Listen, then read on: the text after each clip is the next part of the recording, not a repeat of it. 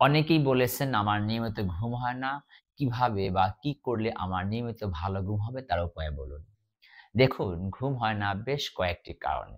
ঘুম হয় না অতিরিক্ত চিন্তা করলে, আমাদের দুশ্চিন্তায় আমাদের চিন্তা মনটাকে ব্যস্ত রাখে এবং শরীরের রক্ত সঞ্চালনও অনেকটা কি হয় ব্যাহত হয়। তাই আমাদের ঘুমালেও ঘুম আসে না। এছাড়াও অনেক কারণ রয়েছে। কিন্তু আজকে আমি ভালো ঘুমের উপায় নিয়ে কথা বলব। যেহেতু এই ১ম এই বলেছি যে ঘুম হয় না দুশ্চিন্তা, মানসিক চাপ বা ডিপ্রেশন বা অধিক চিন্তা করলে ঘুম হয় না। তাহলে মন সবসময় ব্যস্ত থাকে। এরজন্য মন সহজে স্থির হতে চায় না, ঘুম আসে না।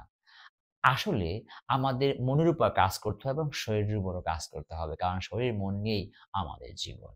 মনটাকে স্থির করতে হবে। যদি মনটাকে ঠান্ডা করা যায়, শীতল করা যায়, তাহলে কি হবে আমাদের? তাহলেই আমাদের মন ঘুম চলে আসবে। সেই মনকে ঠান্ডা করার জন্য আমি ৩ টা ব্যায়ামের নাম বলব।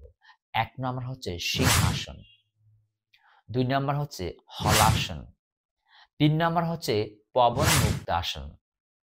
এই ৩ টা ব্যায়াম যদি আমরা নিয়মিত অভ্যাস করি, তাহলে যাদের ঘুম কম আশা করি তাদের এই ঘুম নিয়ে সমস্যা আর থাকবে না।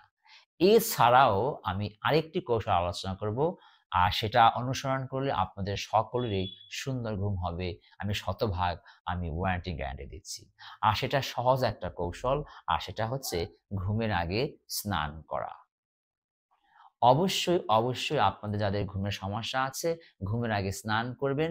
দেখবেন আপনার সুন্দর ঘুম হয়েছে। এখন অনেকের যদি এমন হয় ঠান্ডা পানিতে স্নান করলে অসুবিধা হয়, তখন আপনি হালকা গরম পানিতে স্নান করবেন। তাহলে দেখবেন আপনার ঘুম ভালো হবে। এখন প্রশ্ন করতে পারেন, কেন বা কি এর যৌক্তিকতা আছে? ভাবুন, আমাদের শরীরের 75% ই পানি।